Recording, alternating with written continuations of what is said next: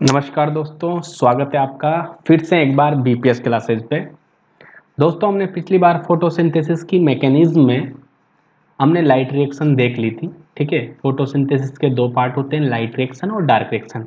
तो light reaction हमने पढ़ ली थी, उसके अलावा हमने डार्क रिएक्शन भी सेकेंड लेक्चर में पढ़ ली थी। ठीक है, तो हमारा फोटोसिंथेसिस कंप्लीट हो गया है। डार्क रिएक्शन हमने C3 प्लांट्स में पढ़ी थी, मतलब उस डार्क रिएक्शन को हमने C3 या केल्विन साइकिल का नाम दिया था। ठीक है, इसके अलावा आपने सुना होगा कि C4 साइकिल, C4 प्लांट्स होते हैं, केम प्लांट्स होते हैं, और फोटो रेस्पिरेशन क्या होता है। तो आज हम जो हमने डार्क रिएक्शन में थोड़ी सी विभिन्नताएं देखने को मिलेगी वो आज मिलेगी, यानी C4 प्लांट हम पढ़ने वाले हैं।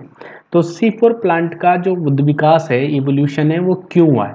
अपने पास सब चल ही रहा था, लाइट रिएक्शन हो रही थी, डार्क रिएक्शन हो रही थी, C3 प्लांट अवेलेबल थे, अच्छे से विकसित हो रहे थे। लेकिन उनमें एक समस्या आई जो कि सबसे पहले इंडिकेट की वारबर्ग ने। वारबर्ग एक साइंटिस्ट है, उन्होंने देखा कि जब भी ऑक्सीजन की मात्रा ज़्यादा बढ़ जाती है एक सेल में, यानी कि लाइट रिएक्शन के दौरान जो ऑक्सीजन निकल रही थी, जो ऑक्सीजन लिबरेट हो रही थी वहाँ से, उस ऑक्सीजन की सांद्रता अगर ज़्यादा हो जाए, किससे, CO2 से, यानी कार्बन डाइऑक्साइड से, तो क्या होता है, फोटोसिंथेसिस की अभिक्रिया में क्या होती है, कमी आती है। यानी फोटोसिंथेसिस की जो कैपेबिलिटी होती है, यानी फोटोसिंथेसिस प्रोडक्ट बनाने की जो क्षमता होती है, उसमें कमी आती है। किसकी उपस्थिति में, ऑक्सीजन की उपस्थिति में आती है। उसको क्या बोला है, वारबर्ग प्रभाव बोला है। तो सबसे पहले वारबर्ग ने इसका इंडिकेशन दिया था, और वारबर्ग ने सिंपल तरीके से ये बोला है कि आप CO2 जोड़कर ग्लूकोज बना रहे हो और उसी जगह आप एनर्जी भी प्रोडक्शन कर रहे हो, मतलब क्लोरोप्लास्ट में, यानी कि वहाँ से ऑक्सीजन भी निकल रही है, लाइट रिएक्शन में ऑक्सीजन भी निकल रही है, और आप डार्क रिएक्शन में CO2 भी ला रहे हो। तो मतलब दो गैस एक जगह पर है, O2 और CO2। तो वहाँ पर जब भी कभी O2 की सांद्रता बढ़ती है, ऑक्सीजन की सांद्रता बढ़ती ज़्यादा, तो वहाँ पर ये देखने को मिला है कि फोटोसिंथेसिस प्रोडक्ट यानी कि प्रकाश संश्लेषण के उत्पादों में कमी आती है। तो इस प्रभाव को बोला है वारबर्ग प्रभाव। ठीक है, तो ऑक्सीजन का प्रकाश संश्लेषण की प्रक्रिया पर दमनकारी प्रभाव को ही हम वारबर्ग प्रभाव बोलते हैं। और ये किस कारण से होता है, ये फोटो रेस्पिरेशन यानी कि प्रकाश शोषण के कारण होता है। तो ये एक रीजन है, फोटो रेस्पिरेशन का रीजन भी यही है, प्रकाश शोषण का, जो कि एक हानिकारक प्रक्रिया है, जो कि एक हानिकारक प्रक्रिया है। तो ये हमने अभी तक C3 जो प्लांट देखे हैं, यानी केल्विन साइकिल देखा है, उसमें ये प्रक्रिया होगी फोटो रेस्पिरेशन, यानी वारबर्ग इफेक्ट देखने को मिलेगा। तो वारबर्ग ने C3 प्लांट में ये समस्या देखी। बाद में ये पता चला कि ये समस्या अलग प्रकार की है। अलग प्रकार से मतलब है कि इसका अलग ही साइकिल चल रहा है, जिसको हम प्रकाश शोषण बोलते हैं, प्रकाश शोषण या फोटो रेस्पिरेशन। तो वारबर्ग इफेक्ट इसका कारण होता है फोटो रेस्पिरेशन का। तो प्रकाश शोषण एक हानिकारक प्रक्रिया है, प्रकाश शोषण एक हानिकारक प्रक्रिया है, और ये C3 प्लांट्स में पाई जाती है। इसी प्रकाश शोषण को दूर करने के लिए हम C4 प्लांट का इवोल्यूशन करते हैं, या हम आगे पढ़ते हैं C4 प्लांट। नेचर में C4 प्लांट क्यों बने हैं, क्योंकि उनमें प्रकाश शोषण की समस्या नहीं होती, क्योंकि प्रकाश शोषण C3 प्लांट्स में हो रहा है और वो हानिकारक प्रक्रिया है और लंबे समय से होती आ रही है। तो नेचर ने C3 प्लांट को इवोल्यूट करके कुछ प्लांट्स को C4 में कन्वर्ट कर दिया है अपने आप स्वतः ही, क्योंकि सर्वाइवल ऑफ फिटेस्ट यानी योग्यतम के चुनाव के अनुसार, डार्विन के नियम के अनुसार यह है कि जो सर्वश्रेष्ठ होगा वो योग्य होगा। तो C4 प्लांट ज़्यादा योग्य हैं C3 प्लांट के, क्योंकि उनमें प्रकाश शोषण नहीं होता। लेकिन ये सब जानने से पहले हम देख लेते हैं कि प्रकाश शोषण होता कैसे है, होता क्या है और क्यों हानिकारक है। ठीक है, तो चलो प्रकाश शोषण पढ़ते हैं हम। प्रकाश शोषण को हम क्या बोलते हैं, C2 साइकिल। क्यों बोलते हैं मैं बता दूंगा। इसको ग्लाइकोलेट पाथवे भी बोलते हैं, ग्लाइकोलेट पाथवे। एक बार इसकी थ्योरी पढ़ लो आप, उसके बाद में आपको रिएक्शन दिखा दूंगा कि प्रकाश शोषण होता क्या है, क्या बला है, हमने क्यों पढ़ रहे हैं इसको। तो इसको C2 साइकिल बोलते हैं, ग्लाइकोलेट पाथवे बोलते हैं। इसकी खोज डेकर और टीओ नामक साइंटिस्ट ने की थी। डेकर और टीओ प्रकाश शोषण के खोज करता है, प्रकाश शोषण है, ठीक है, इसके खोज करता है डेकर और टीओ। एक ये हानिकारक प्रोसेस है जो किसमें होती है, C3 प्लांट में। ये पॉइंट आपको याद रखना है, यह हानिकारक प्रोसेस है C3 प्लांट में होती है। कब होती है, जब कि हाई कंसंट्रेशन ऑफ ऑक्सीजन, यानी ऑक्सीजन की सांद्रता बढ़ जाएगी। तो क्या होगा, रूबिस्को की जो बंधुता है ऑक्सीजन के साथ कम होकर ऑक्सीजन के साथ बढ़ जाएगी, CO2 के साथ कम हो जाएगी। CO2 के साथ कम जुड़ेगा, ऑक्सीजन के साथ जुड़ेगा, ठीक है, कंपेयर टू कार्बन डाइऑक्साइड। ये भी मैं बता दूंगा। इसमें 3 कोशिकांग भाग लेते हैं, क्लोरोप्लास्ट, प्रोक्सिसोम, माइटोकॉन्ड्रिया। माइटोकॉन्ड्रिया और प्रोक्सिसोम याद रखना, क्योंकि क्लोरोप्लास्ट तो आपको याद रह जाएगा प्रकाश शोषण में, और सबसे ज़्यादा याद रखना आपको प्रोक्सिसोम, क्योंकि कभी कभी प्रोक्सिसोम अकेला भी दे देते हैं कि ये कोशिकांग किस प्रोसेस से संबंधित है, तो प्रकाश शोषण। हालांकि आपको शॉर्ट में CPM याद रख लेना है, इसी क्रम में याद रखना है, क्लोरोप्लास्ट, प्रोक्सिसोम, माइटोकॉन्ड्रिया। पहले क्लोरोप्लास्ट में रिएक्शन चलती है प्रकाश शोषण की, फिर प्रोक्सिसोम में, फिर माइटोकॉन्ड्रिया में, तो CPM आपको याद रखना है। कभी कभी ये जैसे MPC, CMP, ठीक है, PCM ऐसे कर देते हैं कि बताओ कैसे रिएक्शन, प्रकाश शोषण के रिएक्शन में क्रम से बताइए, तो आपको CPM याद रखना है। क्लोरोप्लास्ट में होती है, फिर प्रोक्सिसोम में, फिर माइटोकॉन्ड्रिया में। जब क्लोरोप्लास्ट में होती है तो क्लोरोप्लास्ट में इस रिएक्शन में फॉस्फोग्लिसरिक एसिड बनता है, ग्लाइकोलेट बनता है। प्रोक्सिसोम में प्रोक्साइड बनता है, H2O2 हाइड्रोजन प्रोक्साइड, और ग्लाइसिन बनता है। माइटोकॉन्ड्रिया में जहरीली गैस सेरिन निकलती है और अमोनिया। तो याद रखना, अमोनिया और सेरिन जो जहरीली गैसें हैं वो कहाँ निकलती है, माइटोकॉन्ड्रिया में निकलती है प्रकाश शोषण के दौरान। प्रोक्सिसोम में हाइड्रोजन प्रोक्साइड बनेगा, और ग्लाइसिन एक सिंपलेस्ट एमिनो एसिड है। क्लोरोप्लास्ट में PGA और ग्लाइकोलेट बनता है, याद रखना। हानिकारक कैसे है, क्योंकि 25% कार्बन इसका लॉस हो जाता है। जैसे आपने मान लो 10 CO2 को जोड़ा, तो इसमें से आपके पास 3 या 2.5 CO2 जो है वो खराब हो जाएगी, वो अपना उत्पादन नहीं बनाना चाहेगी। मतलब अगर आपने 100 CO2 के मॉलिक्यूल को कैप्चर करा है और आप चाहते हो कि 100 CO2 से पूरी की पूरी ग्लूकोज में बदल जाए, तो उसमें से नहीं बदलेगी, केवल 75% ही बदल पाएगा। 25% कार्बन डाइऑक्साइड प्रकाश शोषण की हानि का शिकार हो जाएगी, ठीक है। और यही कारण है कि C4 प्लांट बनाए गए।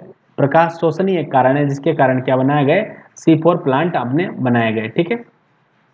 चलो अब क्या प्ला है, जैसे इसका प्रकाश शोषण का ये अपने किस्सा क्यों पढ़ रहे हैं। देखो, मैंने बोला था आपको कि जब हम डार्क रिएक्शन पढ़ते हैं, तो डार्क रिएक्शन में क्या होता है, देखो CO2 आती है, ठीक है, RUBP से जुड़ती है, ठीक है। कौन सा एंजाइम जोड़ता है, रूबिस्को एंजाइम जोड़ता है। कौन सा एंजाइम, रूबिस्को एंजाइम इसको जोड़ता है। रूबिस्को मतलब राइबोलोज bis phosphate carboxylase oxygenase, CO, carboxylase oxygenase. तो CO2 और RUBP जुड़कर क्या बनाते हैं, PGA। क्या बनाते हैं, PGA। 3 कार्बन वाले 2 अणु बनाते हैं, ठीक है। ये 5 कार्बन का है और ये 1 कार्बन का है। तो CO2 में 1 कार्बन, RUBP में 5 कार्बन, तो 6 कार्बन। 6 कार्बन का प्रोडक्ट अनस्टेबल होता है, इसलिए 3-3 कार्बन वाले 2 अणु बनाएगा कौन, CO2 प्लस RUBP जुड़कर, ठीक है। तो रूबिस्को ने ये काम कर दिया। ये किस में हो रहा है, C3 प्लांट्स में, डार्क रिएक्शन में हो रहा है, C3 साइकिल में हो रहा है। लेकिन मान लो, देखो यहां पर ये क्लोरोप्लास्ट है, यहां पर ही क्या चल रही है, यहां पर ही ये ग्रेना है, ये ग्रेना है, इंटरग्रेना है, ये बहुत सारे ग्रेना थाइलेकोइड है। यहां पर चल रही है लाइट रिएक्शन, आपको पता है।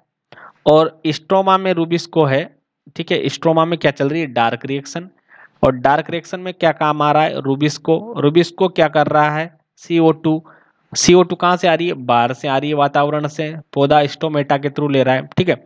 CO2 आ रही है तो CO2 आ गई एनवायरमेंट में से, और RUBP यहाँ रखा हुआ है, तो रूबिस्को क्या कर रहा है, रूबिस्को RUBP और CO2 को जोड़कर क्या बना रहा है, 2 फॉस्फोग्लिसरिक एसिड बना रहा है।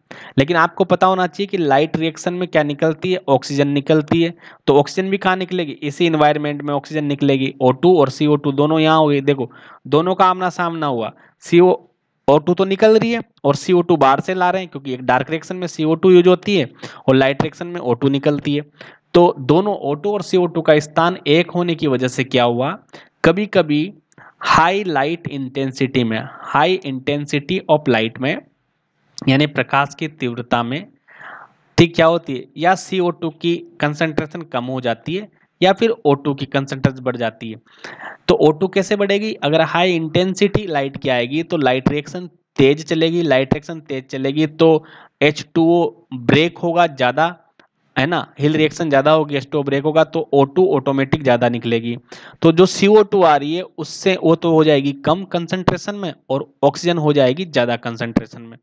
तो क्या होगा, अगर यहाँ पर CO2 कम O2 ज्यादा हो गई सांद्रता एक ही माध्यम में, ऐसा हो गया तो रुबिस्को का नेचर है राइबुलोज, मैंने पहले भी बताया था आपको, यही गड़बड़ करता है, ribulose bisphosphate, ribulose bisphosphate carboxylase, carboxylase और ऑक्सीजनेज। देखो यहां पर नाम में स्पष्ट है कि ये कार्बोक्सिलेज मतलब आरयूबीपी को कार्बोक्सिंडन ऑक्साइड के साथ जोड़ देगा। कार्बोक्सिलेशन का मतलब क्या होता है, CO2 का जुड़ना। तो रुबिस्को का नेचर है कि वो आरयूबीपी को CO2 के साथ जोड़ सकता है, मतलब किसका काम कर सकता है, कार्बोक्सिलेशन का। लेकिन इसके अलावा एक और नेचर है ऑक्सीजनेज, यानी अगर CO2 की जगह अगर ऑक्सीजन ज्यादा हो गई तो ये रुबिस्को ऑक्सीजन के साथ भी आरयूबीपी को जोड़ देगा, ऑक्सीजन के साथ भी आरयूबीपी को जोड़ देगा। ये 5 कार्बन का हो गया और इसमें कोई भी कार्बन नहीं है, 0 कार्बन। तो याद रखना इसके दोगलेपन के कारण, इसके दोगलेपन के कारण, दोगलापन मतलब जो ज्यादा हो गया उसको ये जोड़ देगा आरयूबीपी के साथ, ठीक है। CO2 अगर ज्यादा है तो आरयूबीपी के साथ जुड़ जाएगी, लेकिन माध्यम में कभी ना कभी तो O2 ज्यादा बढ़ेगी। तो O2 जैसे ही बढ़ती है सांद्रता तो रुबिस्को क्या करता है, यहाँ पर रुबिस्को की एक्टिविटी हो जाती है ऑक्सीजनेज, ये वाली एक्टिविटी हो जाती है। यहाँ पर कौन सी, कार्बोक्सीजनेज की, यहाँ पर ऑक्सीजनेज की एक्टिविटी लागू कर देता है। तो यहाँ पर 0 कार्बन आया और एक आरयूबीपी क्या हो गया, इसके साथ खर्च हो गया। तो यहाँ पर एक पीजीए तो बन जाता है, एक पीजीए अणु तो बन जाता है क्योंकि 3 कार्बन से बनता है। यहाँ पर टोटल कार्बन क्या हुआ, 5 ही, टोटल कार्बन क्या है, 5। अब यहाँ पे मान लो टोटल कार्बन कितने थे, 6। तो यहाँ पर 2 मॉलिक्यूल बन गए थे पीजीए के, क्योंकि 6 कार्बन से 2 मॉलिक्यूल बन सकते हैं पीजीए के 3 कार्बन वाले। लेकिन यहाँ पर टोटल कार्बन अपने पास कितने, केवल 5 ही कार्बन है। 5 कार्बन है तो यहाँ पर एक तो पीजीए बन गया प्लस एक इसमें बनता है फोस्फोग्लाइकोलेट, फोस्फोग्लाइकोलेट, ठीक है, और ये होता है 2 कार्बन का। तो ये 2 कार्बन की वजह से ही इसको क्या है, फोस्फोग्लाइकोलेट बनता है 2 कार्बन का। इसलिए इसको क्या बोलते हैं, C2 साइकिल भी बोलते हैं प्रकाश शोषण को, या ग्लाइकोलेट चक्र भी बोलते हैं, ग्लाइकोलेट पाथवे भी बोलते हैं, या ग्लाइकोलेट एसिमिलेशन कुछ भी बोल सकते हैं। तो यहाँ पर ये देखने को मिला कि अपना एक CO2 आता और एक आरयूबी को लेता तो कुछ अपना काम बनता, 2 पीजीए बनते, उससे नुकसान नहीं होता। लेकिन यहाँ पर एक आरयूबीपी को बिजी कर लिया है किसने, ऑक्सीजन ने। ये क्यों किया है, क्योंकि CO2 की जगह CO2 कम हो गई, ऑक्सीजन ज्यादा हो गई। अब ये कब कंडीशन हुई, क्योंकि दोनों एक में ही चल रहा है, दोनों की दोनों प्रोसेस क्या चल रही है, एक ही स्थान पे चल रही है, क्योंकि CO2 और O2 एक ही स्थान पर ही है, क्योंकि लाइट रिएक्शन भी यही हो रही है जिससे O2 निकल रही है, और डार्क रिएक्शन भी यही हो रही है जहां पर CO2 को जोड़ा जा रहा है। तो प्लेस सेम होने के कारण, स्थान सेम होने के कारण क्या हो गया, CO2 O2 में कंट्रोवर्सी हुई, और कभी ना कभी तेज धूप में जब पानी ज्यादा यानी जल का विखंडन ज्यादा होता है तो ऑक्सीजन ज्यादा निकलती है और O2 ज्यादा निकलेगी, तो CO2 से ज्यादा सांद्रता होने पर हाई लाइट इंटेंसिटी में क्या होता है, रुबिस्को की एक्टिविटी कार्बोक्सिलेज की ना होकर ऑक्सीजनेज की हो जाती है, जिससे कि एक पीजीए प्राप्त होता है और एक 2 कार्बन वाला फास्फोग्लाइकोलेट प्राप्त होता है, जिससे कि 25% कार्बन का नुकसान हो जाता है। ये नुकसान आपको डिटेल में पढ़ने को मिलेगा, अभी आपको इतनी जरूरत नहीं है।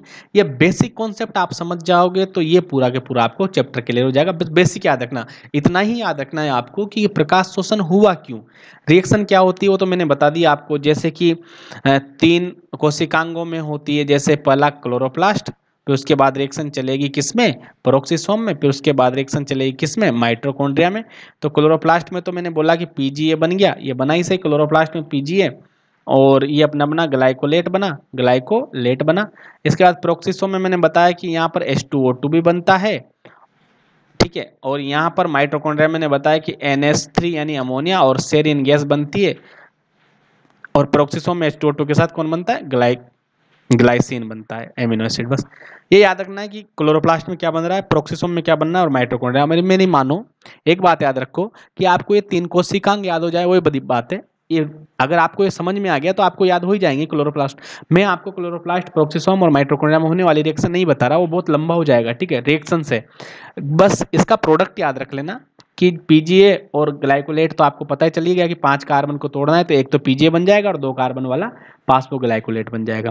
C2 साइकिल बोलते हैं और एक हानिकारक प्रक्रिया है, क्योंकि C2 साइकिल इसलिए बोलते हैं क्योंकि फास्फोग्लाइकोलेट 2 कार्बन वाला होता है इसलिए, और एक हानिकारक प्रक्रिया है जो C3 पौधों में हुई। अब देखो इसकी समस्या का मूल कारण क्या है। C3 पौधों में क्या होता है, लाइट रिएक्शन और डार्क रिएक्शन दोनों एक ही क्लोरोप्लास्ट में चलती है, प्लेस क्या है सेम।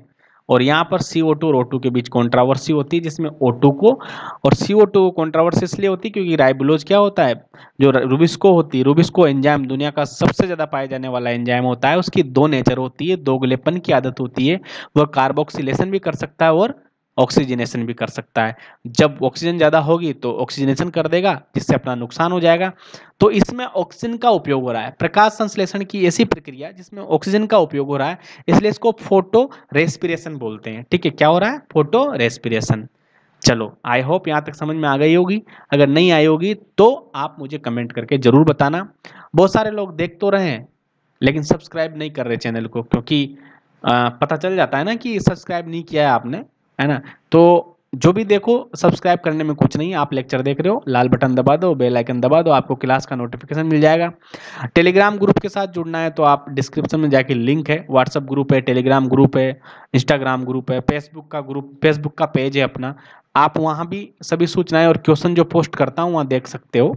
ये अपने चारों आप व्हाट्सएप ग्रुप पे जुड़ सकते हो। कोई भी सूचना आएगी, कोई भी वैकेंसी की, एग्रीकल्चर से रिलेटेड या कोई भी साइंस से रिलेटेड जिसमें आप एग्जाम दे सकते हो, zoology, botany, ICR, NTA, BHU, ठीक है, और एंट्रेंस एग्जाम, तो आप आराम से जुड़ सकते हो क्लिक करके।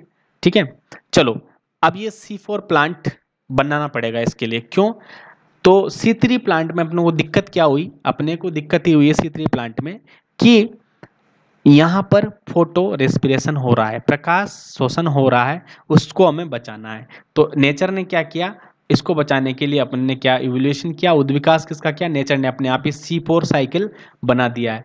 तो ये डार्क रिएक्शन का ही एक सहकारी पाथवे है। डार्क रिएक्शन का एक, डार्क रिएक्शन के साथ, मतलब डार्क रिएक्शन में आपको प्रकाश शोषण देखने को मिल रहा है C3 प्लांट में। तो अब डार्क रिएक्शन को हम क्या करें, डार्क रिएक्शन के साथ एक और ऐसा और जोड़ दें कोऑपरेशन में, जिससे प्रकाश शोषण बच जाए। ठीक है, प्रकाश शोषण से बच जाए पौधे। तो ऐसी प्रक्रिया प्राप्त हुई C4 प्लांट में। अब C4 प्लांट को आपको ध्यान रखना है कि C4 साइकिल चलेगा। ऐसा नहीं कि C4 चलेगा तो C3 नहीं चलेगा, C3 भी चलेगा इसमें, लेकिन C4 पहले चलता है, इसलिए इसका नाम C4 रख दिया है। C4 इसलिए बोलते हैं क्योंकि 4 कार्बन वाला ऑक्जेलो एसिटिक एसिड पहले बनता है, इसमें 2 बार CO2 जुड़ती है। ठीक है, 2 बार कार्बोक्सिलेशन होता है, 2 ही एंजाइम, 2 बार 2 स्थानों पे होता है, 2 ही एंजाइम काम आते हैं, पेप्केज और रुबिस्को दोनों। तो आपको डार्क रिएक्शन तो याद रखनी है जो आपने पढ़ी है C3 साइकिल। उसके अलावा एक्स्ट्रा में क्या दिया है, C4 को क्या वरदान दिया है भगवान ने, जिससे उनमें प्रकाश शोषण नहीं होता है। तो देखते हैं, पहले C4 साइकिल के बारे में पढ़ लेते हैं, तो उसके बाद देखेंगे। चलो, इसको हैच और स्लेक ने डिटेल में स्टडी किया था, इसलिए इसको बोलते हैं Hatch and Slack cycle. Cooperative याद रखना, कभी पूछ लेते हैं, सहकारी प्रकाश संश्लेषण किसको बोलते हैं, सहकारी प्रकाश संश्लेषण। सहकारी का मतलब एक सहयोग की भावना से ये प्रकाश संश्लेषण, किसके सहयोग, C3 प्लांट्स का सहयोग। ठीक है, C3 साइकिल का सहयोग।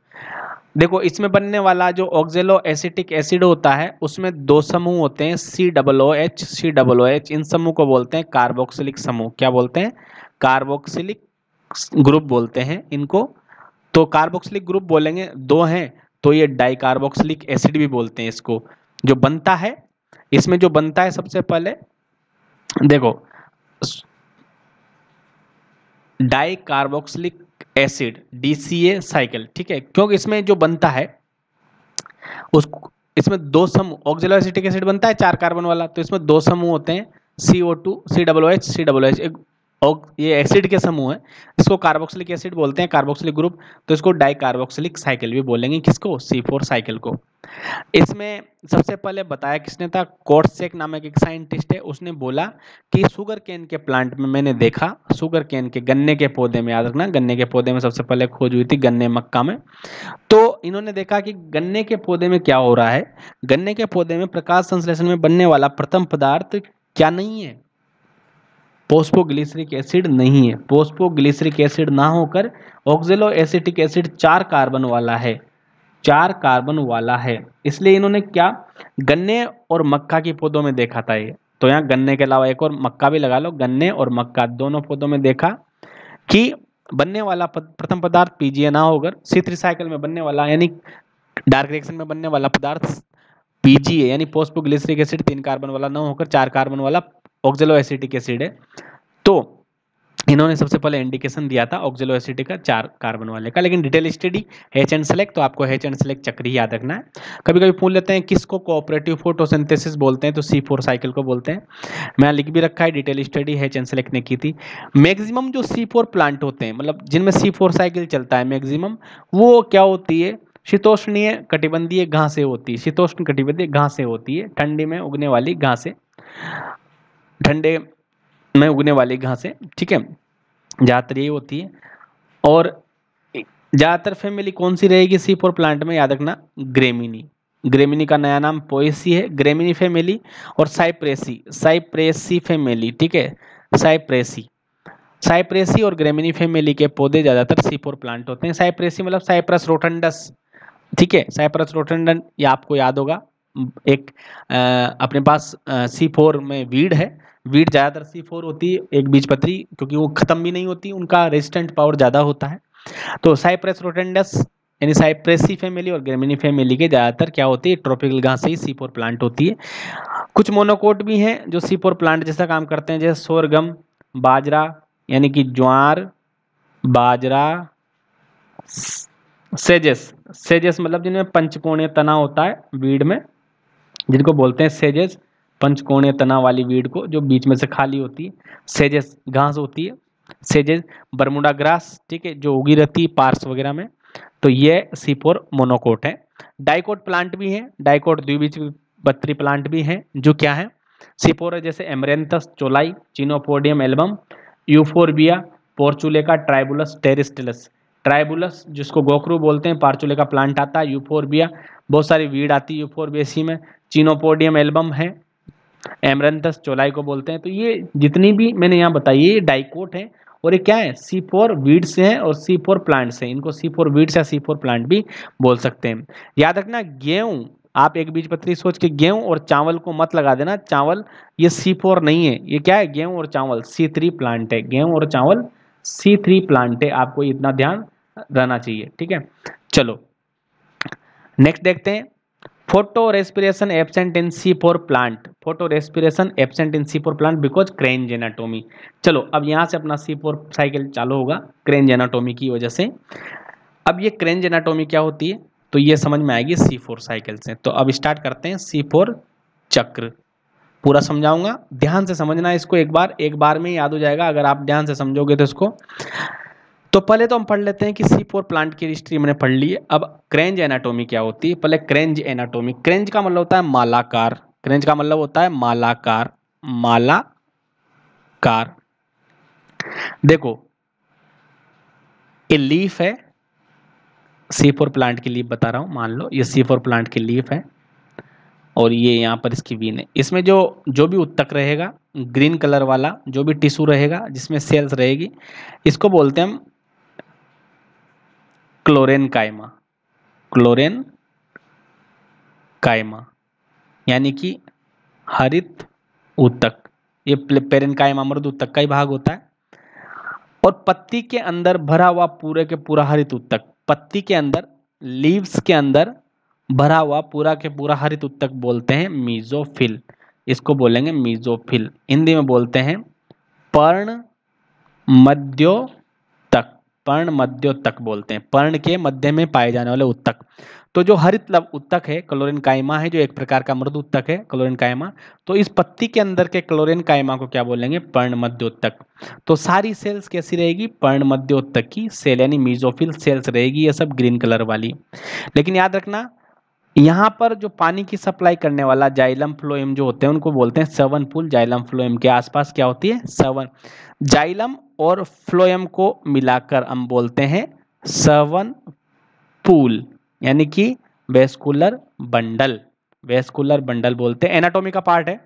तो जाइलम और फ्लोएम, इसमें पत्तियों में क्या होता है, अंदर जाइलम और क्या होता है, बाहर फ्लोएम होता है, ऐसे, ठीक है। और इसके ऊपर सारी की सारी ये कोशिकाएं होती है, सारी की सारी कोशिकाएं होती है, जिसको बोलते हैं मीजोफिल। क्या बोलते हैं, पत्ती की मध्योतक की कोशिकाएं, मीजोफिल या पर्ण मध्योतक। लेकिन पत्तियों में C4 की पत्तियों में क्या होगा कि ये सवन पूल होगा, यानी कि जाइलम फ्लोएम यानी कि सवन पूल होगा। इसके ऊपर कुछ फाइब्रस सेल पाई जाती है, जनरली नहीं होता है लेकिन C4 में होता है। सवन पूल के ऊपर, सवन पूल के ऊपर कुछ सेल्स मिलेगी, सवन पूल्स के ऊपर कुछ सेल्स मिलेगी जिनको हम बोलते हैं पुलाच्छद कोशिकाएं। और ये बाद में पत्ती की हरी कोशिकाएं पूरा इसको घेरे हुए रहती है। तो ग्रीन कलर की जो मैंने डार्क ग्रीन में बनाया है, ये तो है पर्ण मध्योतक की कोशिकाएं यानी मीजोफिल सेल्स। ये पूरी लीफ में फैली होती है C4 प्लांट की।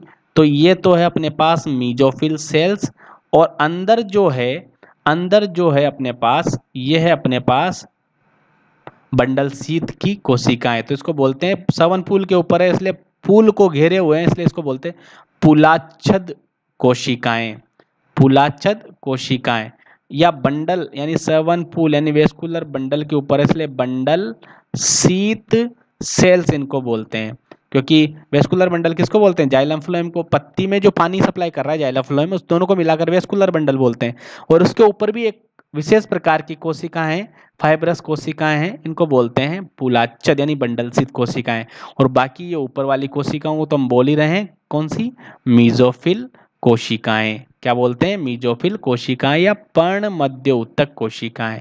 तो ये C4 का हाल है। ये जनरल प्लांट में होती है, ये C4 प्लांट में होती है, इसलिए इसको क्रेंज एनाटोमी। अब देखो, जो मीजोफिल कोशिकाएं हैं, जो सबसे बाहर कोशिकाएं मीजोफिल, उनमें जो हरित लवक होगा, हरित लवक यानी कि क्लोरोप्लास्ट होगा, क्लोरोप्लास्ट होगा, वो होगा मीजोफिल कोशिका में। जो क्लोरोप्लास्ट होगा वो होंगे छोटे और ग्रेना युक्त, बहुत सारे ग्रेना युक्त रहेंगे, यानी कि स्मॉल और ग्रेनल। कैसे होंगे, स्मॉल और ग्रेनल।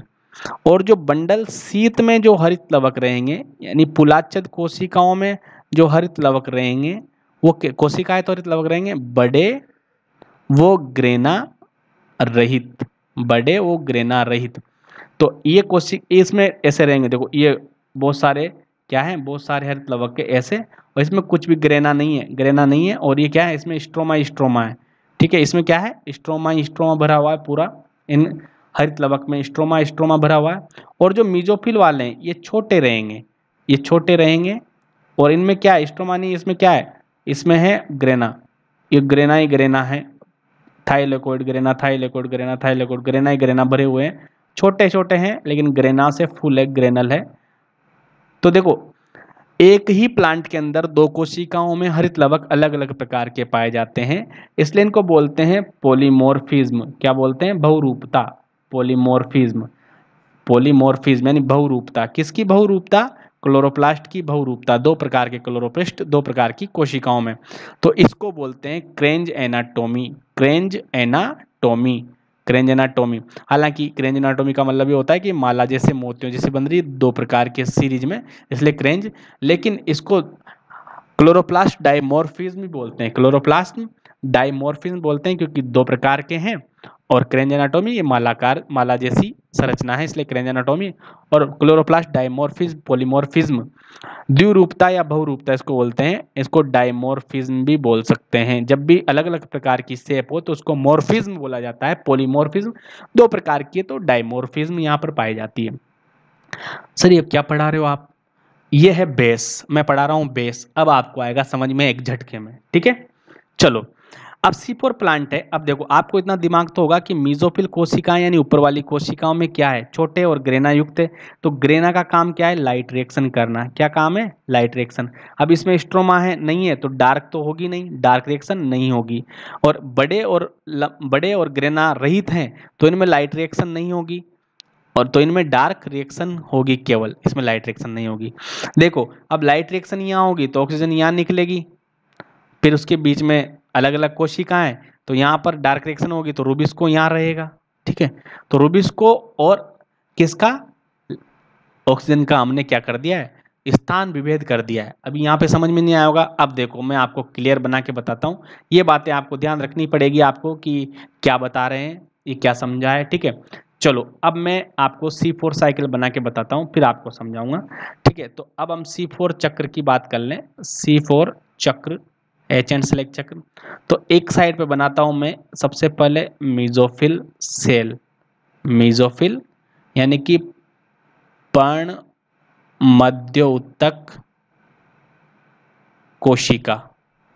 एक साइड बनाता हूं बंडल शीत कोशिका या पुलाच्छद कोशिका, पुलाच्छद कोशिका, ठीक है। और दोनों को कोशिका भित्ति के द्वारा सेपरेट कर देता हूं। ये दोनों सेपरेट हो जाएगी, ठीक है, कोशिका भित्ति के कारण। सॉरी, एक बार मैं दोबारा बना ही देता हूँ इसको एक बार अच्छे से।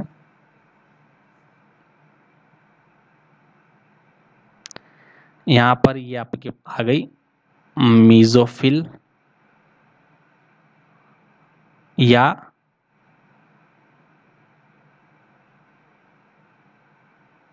पर्णमध्योतक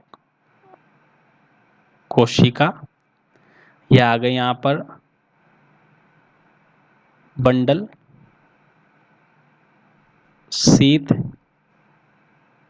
या पुलाच्छद कोशिका, ठीक है। और यहाँ पर अपन ने कर दिया इन दोनों को सेपरेट, ठीक। और अब देखो, इधर से इधर कुछ नहीं जा सकता, वो हमको पता है कि ये क्या है, कोशिका भित्ति द्वारा सेपरेट है ये दोनों, ठीक है। अब देखो, ये मीजोफिल कोशिका है, तो इसमें क्या होगा, स्मॉल एंड ग्रेनल क्लोरोप्लास्ट रहेंगे। इसमें लार्ज और अग्रेनल क्लोरोप्लास्ट रहेंगे। देखो, अब यहां पर सबसे पहले स्मॉल और ग्रेनल है, तो यहां पर चलेगी लाइट रिएक्शन, ठीक है। लाइट रिएक्शन चलेगी तो यहां पर निकलेगी H2O का क्या होगा, विखंडन। और क्या निकलेगी, ऑक्सीजन निकलेगी। लाइट रिएक्शन चलेगी तो यहाँ पर NADPH2 वो ATP बनेंगे, फॉर्म होंगे, ठीक है। यहाँ तक बात समझ में आई। क्योंकि मीजोफिल कोशिका में क्लोरोप्लास्ट के अकॉर्डिंग चलेगा सब कुछ, क्लोरोप्लास्ट के अकॉर्डिंग चलेगा। तो अगर मान लो यहाँ पर ग्रेना है, ग्रेनल क्लोरोप्लास्ट है जो कि हमने बताया, तो ग्रेना में क्या होती है, लाइट रिएक्शन। लाइट रिएक्शन को आपको पता है 12 NADPH2 18 ATP बनते हैं, तो बनेंगे। और जब बनेंगे तो यहाँ पर इवोल्यूशन भी होगा, ऑक्सीजन का जल टूटेगा तो, ठीक है। लेकिन यहाँ पर रूबिस्को नहीं है, यहाँ पर क्या नहीं है, रूबिस्को एंजाइम नहीं है। क्या है, रूबिस्को एंजाइम नहीं है। तो यहाँ पर क्या होगी, रूबिस्को और डार्क रिएक्शन नहीं होगी। डार्क रिएक्शन क्या है, यहाँ पर एब्सेंट है। क्या है, एब्सेंट है। और दूसरी साइड देखो, एक बार और देख लो आप, यहाँ पर एक ग्रेनल क्लोरोप्लास्ट है, यानी ग्रेना नहीं है। तो यहाँ पर जेड स्कीम, ठीक है, जेड स्कीम या PS second, PS first light reaction की जो भी चीज़ें हैं वो एब्सेंट रहेगी। इसके अलावा यहाँ पर O2 निकलने का कोई काम ही नहीं है, ठीक है। और यहाँ पर NADPH2 जो है अपचायिक पावर जिसको बोलते हैं, तो NADPH2 हम कहाँ से प्राप्त करेंगे, NADPH2 प्राप्त करेंगे यहाँ पर C3 साइकिल में, C4 साइकिल से प्राप्त कर लेंगे। NADPH2 कहाँ से आएंगे, फ्रॉम मीजोफिल सेल से, क्योंकि यहाँ पर रुबिस्को है तो यहाँ तो चाहिए, रुबिस्को है तो NADPH2 और ATP चाहिए ना, तो NADPH2 हम कहाँ से लाएंगे, बन ही आ रहे हैं तो यहाँ से लाएंगे इधर से, तो फ्रॉम मीजोफिल सेल से आ जाएंगे। ठीक है, अब देखो सबसे पहले CO2 ने प्रवेश किया मीजोफिल सेल में, CO2 ने प्रवेश किया मीजोफिल सेल ने, इसको प्रथम ग्रहण करने वाला जो है वो पेप है, फोस्फोइनोल पाइरुवेट, 3 कार्बन का और ये 1 कार्बन का। ठीक है, 1 कार्बन की CO2 3 कार्बन वाले पेप के साथ जुड़ेगी और जोड़ने वाला कौन है, पेप केज, यानी फोस्फोइनोल पाइरुवेट। पेप केज का नाम मैं लिख देता हूं यहां पर, पेप केज का नाम है फोस्फोइनोल पाइरुवेट कार्बोक्सिलेज। यहां पर केवल कार्बोक्सिलेशन होगा। यहाँ पर ऑक्सीजन अगर निकल भी गई लाइट रिएक्शन में तो पेप केज रुबिस्को नहीं है, इसकी एक ही एक्टिविटी है केवल कार्बोक्सिलेशन करने की, तो पेप केज। और CO2 के साथ जब पेप जुड़ेगा, पेप केज की उपस्थिति में, पेप केज एक एंजाइम है जो पेप को किसके साथ जोड़ता है, CO2 का। पेप केज के नाम से स्पष्ट है, फोस्फोइनोल पाइरुवेट का कार्बोक्सिलेशन करना, इसको बोलते हैं पेप केज। देखो पेप को जोड़ेगा इसलिए पेप केज, केज मतलब CAC, एस तो एंजाइम के लिए लिखता है, C मतलब कार्बोक्सिलेशन, पेप का कार्बोक्सिलेशन करने वाला एंजाइम कौन सा है, पेप केज है। तो यहाँ पर वातावरण से आई हुई CO2 1 कार्बन लेके आई है, 3 कार्बन का पेप कोशिका में उपस्थित है मीजोफिल में, और 4 कार्बन का यहाँ क्या बन गया, ऑक्जेलो एसिटिक एसिड, 4 कार्बन वाला ऑक्जेलो एसिटिक एसिड यहाँ पर बन गया है, इसलिए इसको क्या बोलते हैं, C4 साइकिल, C4 साइकिल बोलते हैं। ठीक है, अब देखो यहाँ पर ऑक्जेलो एसिटिक एसिड थोड़ी देर बाद चेंज हुआ है किसमें, मेलिक एसिड में, मेलिक एसिड में बदल जाता है। मैं आपको सिंपल रिएक्शन बता रहा हूँ, याद रखना, ज़्यादा डिटेल में नहीं जा रहा हूँ। 4 कार्बन के मेलिक एसिड में रूपांतरित हो जाता है, NADPH2 वगैरह खर्च होते हैं, रूपांतरित हो गया मेलिक एसिड में। अब मेलिक एसिड को किसके थ्रू, सांद्रता प्रवणता के थ्रू इस कोशिका से दूसरी कोशिका में भेजा जाता है। मेलिक एसिड यहाँ पर आ गया है, मेलिक एसिड यहाँ पर आ गया है। ठीक है, आ गया, इसके थ्रू आ गया सांद्रता प्रवणता। कोशिकाओं के बीच में जो कोशिका भित्ति होती है, कोशिका झिल्ली होती है, वहां पर कुछ चीजों को बेच सकते हैं, चयनात्मक पारगम्यता है, कोशिका को चाहिए तो लेगी, वरना अब देखो ऑक्सीजन इधर बन रही है लेकिन ऑक्सीजन इधर नहीं जा सकती, कोशिका को नहीं चाहिए तो नहीं लेगी क्योंकि चयनात्मक पारगम्यता होती है। तो मेलिक एसिड किधर चला गया, दूसरी कोशिका बंडल शीथ में चला गया, और मेलिक एसिड ने यहाँ पर CO2 को रिलीज कर दिया है, मतलब 1 कार्बन कम कर दिया, कार्बन 1 कम हो गया, CO2 यहाँ दे दी। अब 3 कार्बन वाला क्या बचा है, 3 कार्बन वाला पायरुविक एसिड बन गया है, पायरुविक एसिड बन गया है 3 कार्बन वाला। सर ये 3 कार्बन वाला क्यों है, क्योंकि मेलिक एसिड में 4 कार्बन थे, 1 कार्बन तो CO2 को रूप में दे दिया, डी कार्बोक्सिलेशन हो गया यहाँ पर, और पायरुविक एसिड बन गया। तो पायरुविक एसिड को वापस बुला लिया इन्होंने, कहाँ पर, इन्होंने बुला लिया वापस इस सेल में बुला लिया, ये पायरुविक एसिड यहाँ पर आ गया वापस। पायरुविक एसिड क्यों बुलाया, रीजनरेशन करना है, रीजनरेशन करना है 3 कार्बन वाले पायरुविक एसिड का पेप में, पेप जो खर्च किया था वो वापस बनाना है। तो पायरुविक एसिड से वापस क्या बनेगा, पेप बनेगा, क्या बन जाएगा, PEP। PEP किस में योगदान करेगा, वापस CO2 को पकड़ने का। तो पेप का निर्माण हो गया पायरुविक एसिड से। लेकिन यहाँ पर एक बात ध्यान रखना, फोस्फोइनोल पाइरुवेट बनाने के लिए जब पायरुविक एसिड से रीजनरेशन करते हैं, फोस्फोइनोल पाइरुवेट का, पायरुविक एसिड से PEP बनाते हैं, तो यहाँ पर एक एंजाइम काम आता है PPDK, फोस्फो, यहाँ पर काम आता है पाइरुवेट फोस्फेट डाइकाइनेज, पाइरुवेट, इसका नाम लिख देता हूँ, पाइरुवेट फोस्फेट डाइकाइनेज, ये PPDK बहुत ही ज़्यादा अच्छा एंजाइम, पूछा जा सकता है आपसे। PPDK एंजाइम क्या करता है, पायरुविक एसिड को पेप में बदलता है, और जो हमने पेप को खर्च किया था कोशिका के तो आपने वापस दे दिया। लेकिन यहाँ पर एक ATP खर्च होता है, मतलब 2 ATP के बराबर ATP खर्च होता है। क्यों, देखो ATP से आप एक P निकालोगे तो ADP बचता है, लेकिन यहाँ पर बचता है AMP, यानी कि 2 फोस्फोरस यहाँ पर लगते हैं, 2 फोस्फोरस खर्चा होता है। ठीक है, तो एक ATP में, एक पायरुविक एसिड को पेप में बदलने के लिए एक ATP खर्च होता है, मतलब 2 ATP खर्च होते हैं, अगर जनरली माने तो 2 ATP यहाँ पर खर्च होंगे। तो देखो अब 6 बार CO2 आएगी तो 6 बार 6 दुआ 12, कितने 12 ATP एक्स्ट्रा खर्च होंगे, 12 ATP एक्स्ट्रा खर्च होंगे। वहाँ पर टोटल लग रहे थे 54 ATP, यहाँ पर 12 ATP एक्स्ट्रा लगेंगे तो यहाँ पर 66 ATP लगेंगे एक ग्लूकोज बनाने के लिए। तो C4 चक्र में 66 ATP लगते हैं एक ग्लूकोज बनाने के लिए। 54 ATP आपको पता है, 18 तो ATP और 12 NADPH2 मैंने बताया था आपको, ठीक है। तो 54 हो गए थे एक ग्लूकोज को बनाने के लिए। लाइट रिएक्शन से एनर्जी कितनी रिक्वायर्ड होती है, 54 ATP टोटल। लेकिन यहाँ पर 54 ATP तो है ही सही, इसके अलावा हम पायरुविक एसिड को आप इस पेप में बदल रहे हैं तो एक्स्ट्रा हमें 12 ATP और खर्च करने पड़ेंगे। मतलब C4 साइकिल में एक ग्लूकोज का निर्माण करने के लिए 66 ATP यहाँ पर खर्चा करना पड़ेगा, ठीक है। अब देखो ये पूरी रिएक्शन हो गई है। अब ये CO2 जाएगी, ये CO2 जाएगी तो ये CO2 वापिस रूबिस को, और ये पूरा के पूरा क्या चलेगा, C3 साइकिल चल जाएगा। यहाँ पर कोई दिक्कत नहीं है। अब यहाँ पर C4 में फायदा क्या हुआ, यहाँ पर रूबिस्को है, ठीक है, इसको ऑक्सीजन नहीं मिल रही है, ठीक है, तो ये केवल कार्बोक्सिलेशन करेगा। मतलब यहाँ पर क्या नहीं होगा, प्रकाश शोषण की संभावनाएं नगण्य है, प्रकाश शोषण नहीं होगा क्योंकि O2 तो इस पार रह गई। O2 किस पार रह गई, इस पार। सर यहाँ O2 है तो इस एंजाइम को फर्क नहीं पड़ रहा पेपकेज को, नहीं, इस एंजाइम को फर्क नहीं पड़ता क्योंकि इसके नाम में C है। O कहाँ है, देखो कार्बोक्सिलेज, ओनली कार्बोक्सिलेज, तो ये CO2 को ही जोड़ सकता है पेप के साथ, पेप O2 को कभी नहीं जोड़ेगा। तो यहाँ कितनी O2 की सांद्रता बढ़ जाए इस मीजोफिल सेल में कोई फर्क नहीं पड़ता पेप केज को, वो हमेशा CO2 को ही जोड़ेगा ढूंढ कर, किसके साथ, पेप केज के साथ। यहाँ तक बात समझ में आई। अब इसके कुछ महत्वपूर्ण तथ्य हैं जो मैं आपको बता देता हूँ, जैसे एग्जाम में आने वाले, आपको भी पता होना चाहिए, आपको ही पता होना चाहिए ज़्यादातर तो, ठीक है।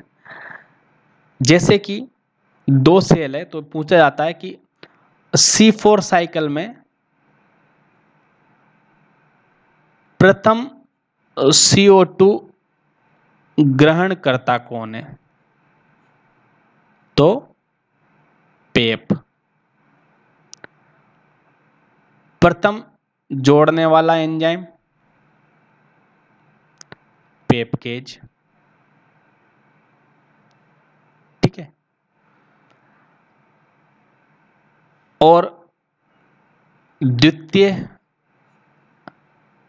CO2 ग्रहण करता RUBP, वही द्वितीय जोड़ने वाला एंजाइम रूबिस्को।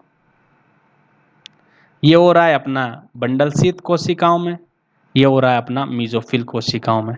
तो CO2 प्रथम ग्रहण करता यानी first acceptor of CO2 in C4 plant is PEP, है ना, फर्स्ट एंजाइम पेपकेज, यानी प्रथम ग्रहण करता का मतलब फर्स्ट कार्बोक्सिलेशन, फर्स्ट कार्बोक्सिलीकरण, कार्बोक्सिलेशन किसका होता है, पेप का, कौन करवाता है, पेपकेज।